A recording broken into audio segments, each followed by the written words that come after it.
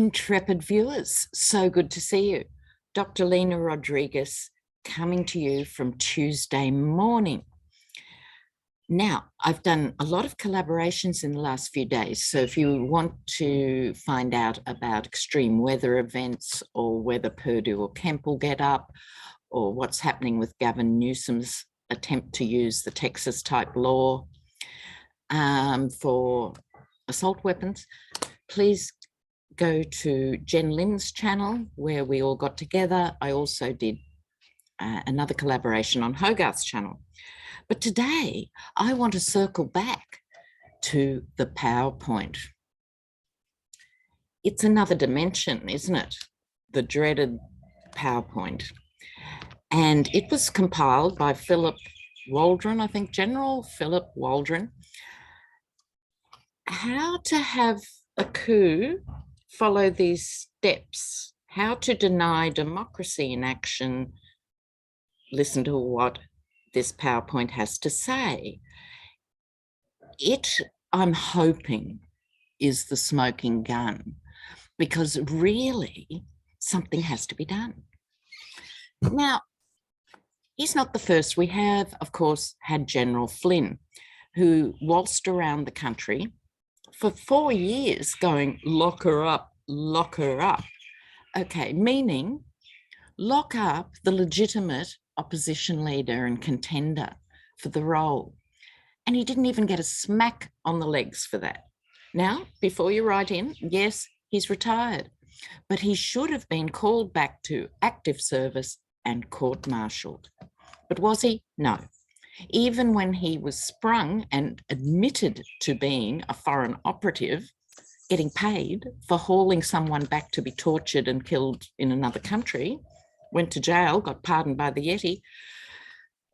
This is bad enough.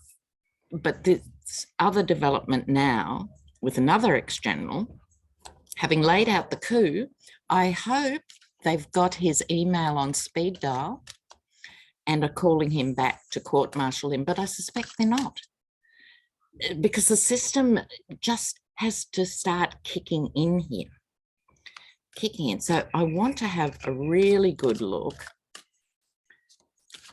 at this PowerPoint. Is it a game changer?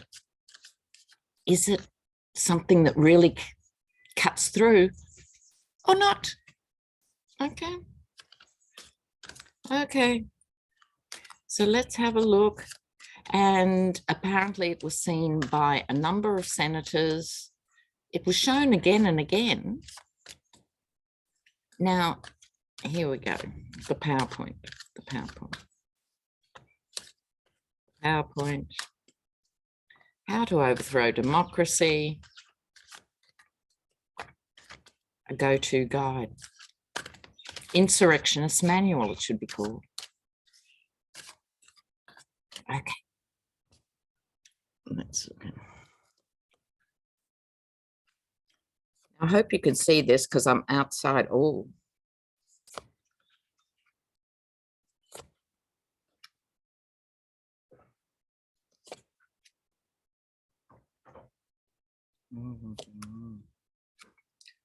Well, well, well, well.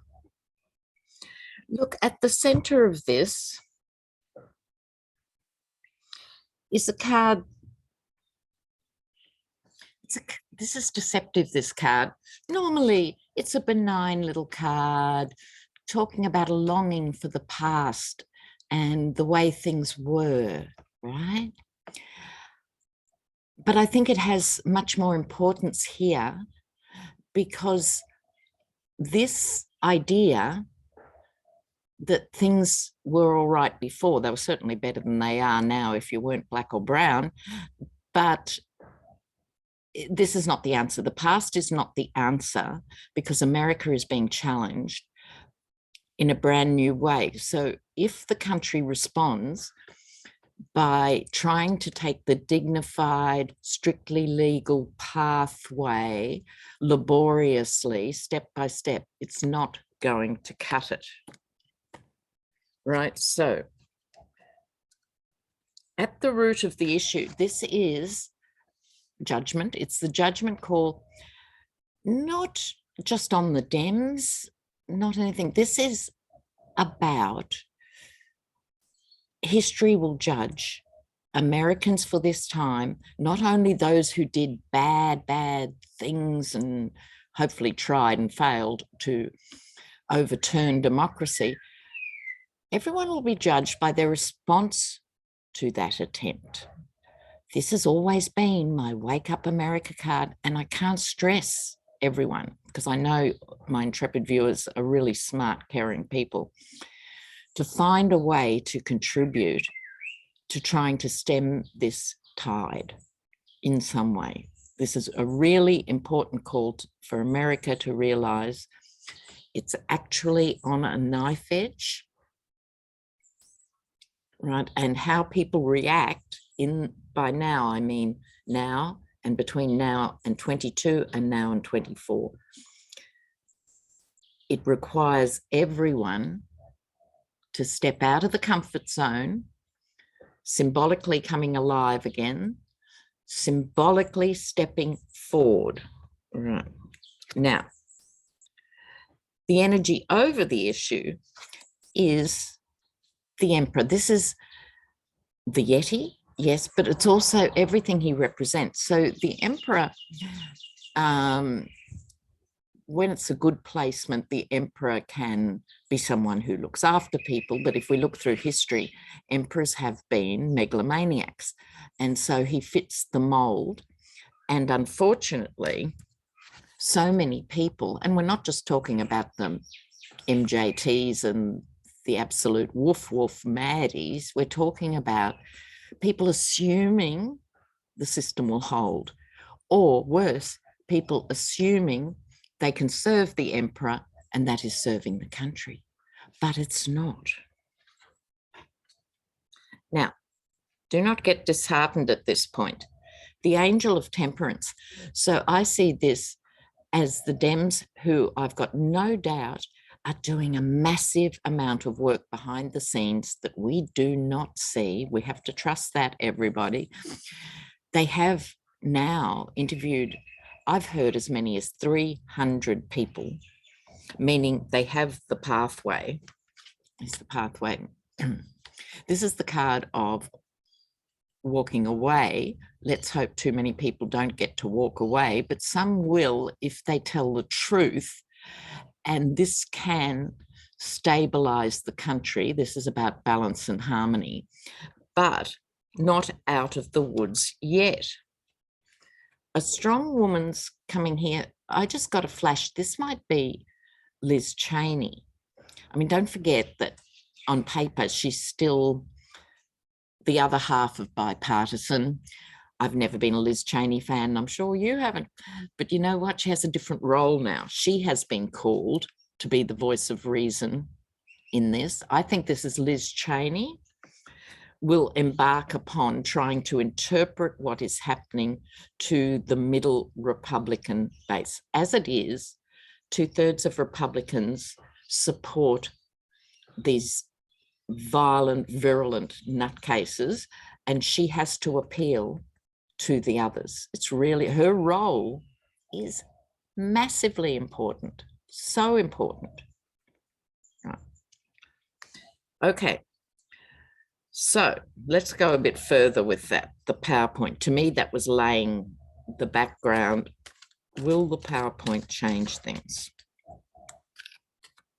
Will the PowerPoint change things?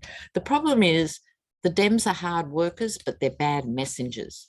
The GOP are really top-notch messengers with nothing to say. They have no policies, they have no ideas, they have no intention to help their voters. But you know what? They're good at telling them we're the best. They really get the prize for the messengers. And the Dems are there whimpering on, going, we just want to save democracy. But if everyone would just be polite. Okay, so concentrate, Lena. PowerPoint. The world's most famous PowerPoint. Before I get into the PowerPoint again, the ironies of this. Mark Meadows, who I'll do next, remind me, viewers, to come back to Mark Meadows. Okay, PowerPoint. All right, all right, all right. The PowerPoint is a massive burden for the GOP and for those who were involved with it. It's a 10, it's an end game type of thing. I am so pleased to see that. It paves the way for a brand new beginning in relation to the truth. Let me tell you, I am massively relieved to see these cards. Even though none of them are major arcana, they tell their own mini story. And so it's like the burden of proof has come forward. It doesn't matter who's testified about what. The fact that this PowerPoint was circulating, it's actual evidence of sedition, which brings me to my other point. Look, at the end of the day, the rioters, insurrectionists, whatever we want to call them, were fired up by the Yeti, by the rallies, by the Roger Stones, by the Steve Bannons. They went and did the thing. Now they're getting charges like trespass, which, you know, is far from satisfying. Surely there's something else. But they are at this level. We're now talking the top level here of out and out treason, and it is about time these actual words and charges were spoken. So let's hope. Now, Mark Meadows, here's the thing. Now, we know he handed over massive amounts of documents, as well as the PowerPoint, but I was just seeing yesterday that when he was actively trying to undermine the vote count, I think it was in Georgia and Arizona and those sort of places, when they were saying, you know, just find us some more votes, or the Yeti was on the phone himself, just find me some more votes. That was bad. That was very bad to be doing that, obviously. But you know what? They thought they were spam emails requesting the phone call and stuff because they were sent from a private Gmail. Can we ever forget all the hoo-ha about Hillary's private emails? She should have known better. I never understood how that came to pass, but she blew it and she paid the price big time, as did the country. It was sent on his private Gmail account. Now, here's the thing. Listen, dude. I think that Mark Meadows didn't intend to send everything that was sent. Think about it. I think he thought, look, I don't want to end up testifying and all of that. I'll send them everything and then I can say to the Yeti, I'm not going to talk when they depose me and subpoena me. You watch how tough I am. I'm not going to talk. I might not even appear, but give them this stuff. So the question is, was he really trying to be the super patriot and give them all this and keep face? Or was it an accident? The scale of the things, was it an accident? It just occurred to me last night as I was fading off. A good question, isn't it? So did he mean to send all those documents that he sent? Or did his clerical staff go, oh, well, I'll just send this and this and this? And he didn't know till he saw it in the media. I want to know. I find that the most intriguing question. Okay.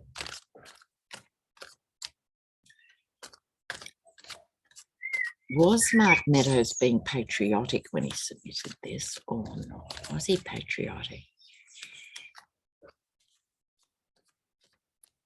Was he patriotic? Intriguing.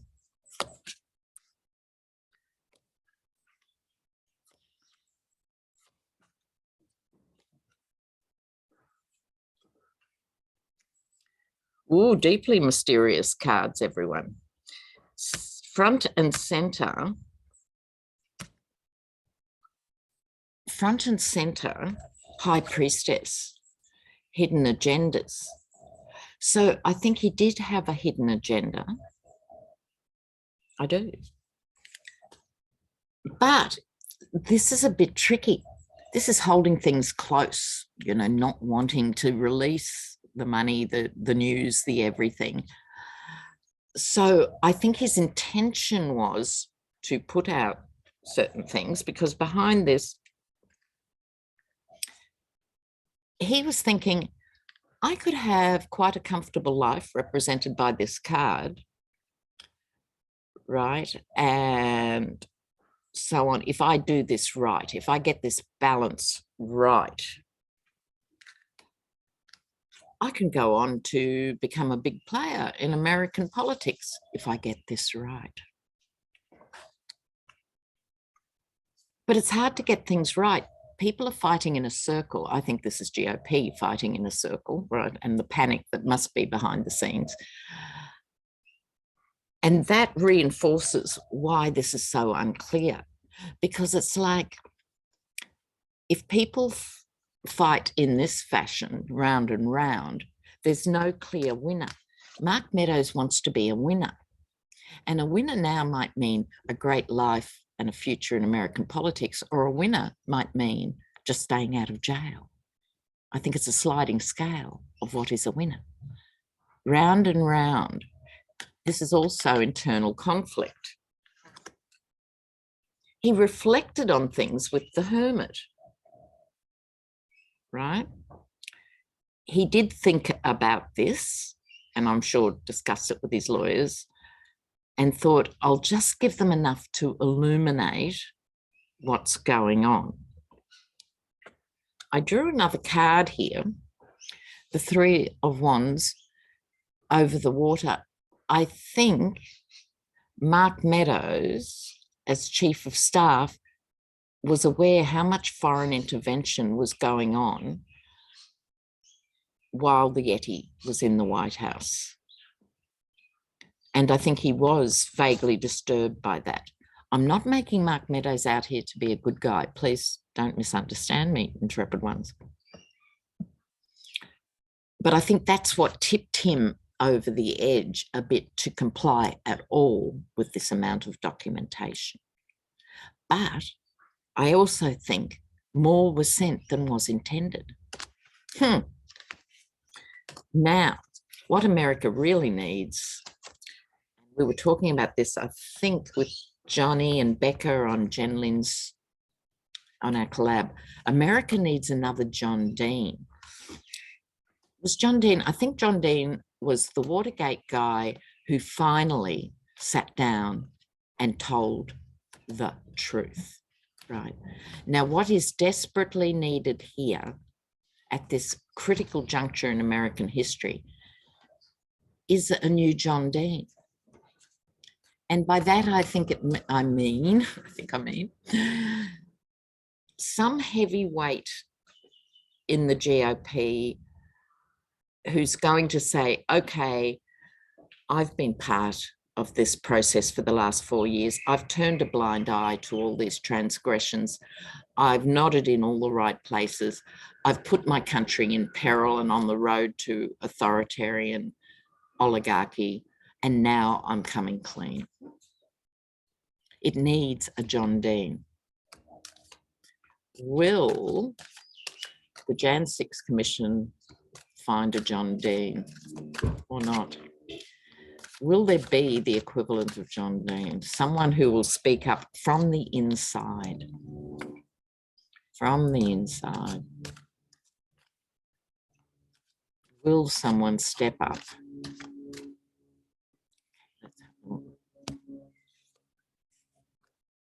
I like the sun.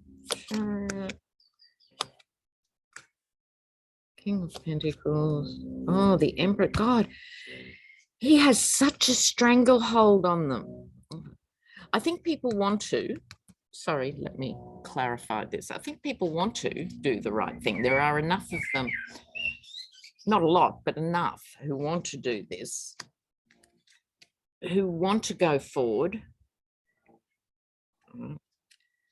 who want to expose the threat represented by all this nonsense,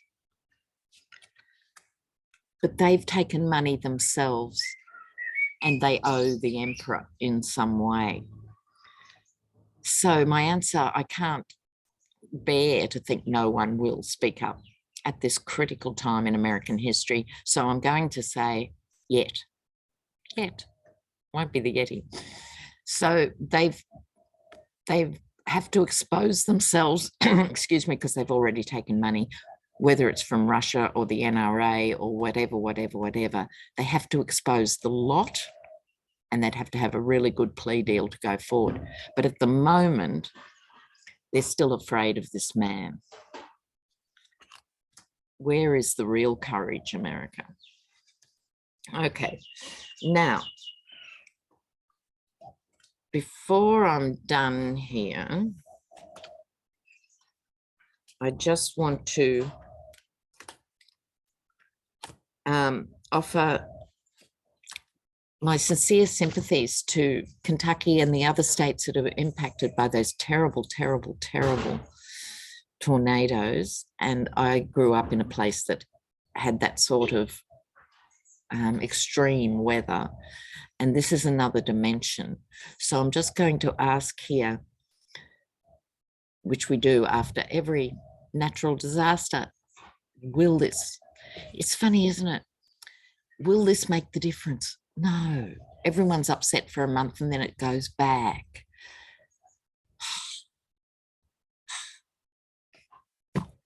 Okay, so let's have a look. Will this lead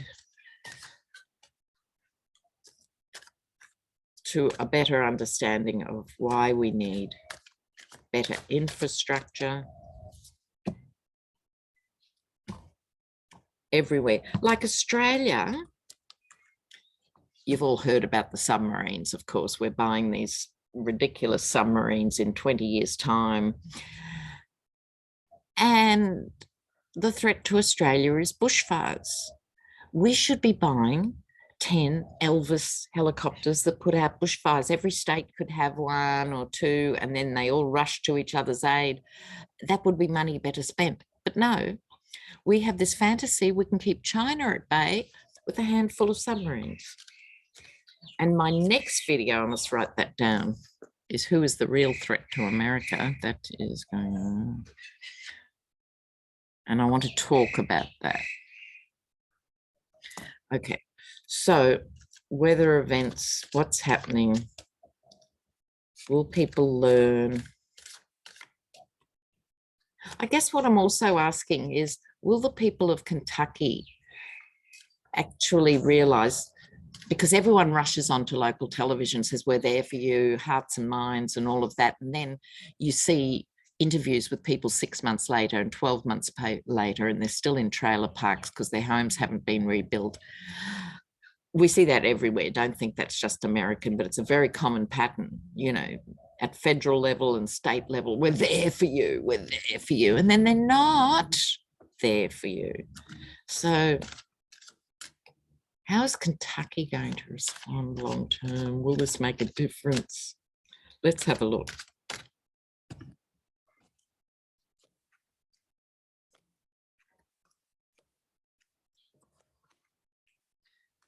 Look, short term, I think this is positive. The Little House on the Prairie card, which is sort of talking in a way about the fantasy of Middle America, the fantasy of the South winning the war, all this mythology that is very, very, very strong in people. It's really inculcated into people's brains from birth, and they believe this Little House on the Prairie fantasy. It sure as hell needs to change, because to keep that mythology intact, right, is a burden. They cannot move forward if they keep keeping out a really good candidate like Amy McGrath, I think it was, who went up against Mitch McConnell. The myth is the burden. If they cling to the myth, things will not change. If they can critique the myth and go, well, we've voted Republican for 60 years and nothing's changed, if they keep doing that, they're sunk. So hopefully it'll impact on young people. I just heard young people affected by these will be watching who comes to our aid, right? Now, most countries, in the immediate aftermath of these events, you see the best of people helping everybody of all walks of life and everyone pitching in together, and you actually get community in action. And then there's a wear-off factor. It goes back. So I think, look, put it this way, it's going to lock into young people's minds, and unfortunately, most of us are slow learners, and America is slower than most. We'll have to have more of these to wake up. Globally, we are letting every disaster just go, oh, isn't this terrible? These terrible floods in the UK everywhere, let alone the third world, where whole mountainsides wash away because of logging that made 5 people rich and destroy the lives of 2 million. While this is considered okay, things are not going to change. So moving out from Kentucky to the States to the world, it has to change. I love you guys. Gotta go. Bye for now. Ciao, ciao, ciao, ciao. Ciao, ciao. If I can find the button. Bye.